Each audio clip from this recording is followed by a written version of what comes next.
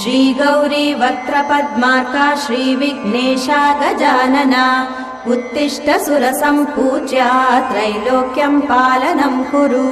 श्रीगौरी वक्त्रपद्मार्का श्रीविघ्नेशा गजानना उत्तिष्ठ सुरसम्पूज्या त्रैलोक्यं पालनं कुरु।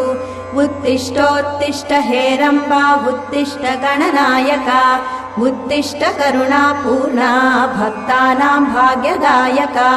उत्तिष्ठोत्तिष्ठ हेरम्बा उत्तिष्ठ गणनायका उत्तिष्ठ करुणापूर्णा भक्तानां भाग्यदायका।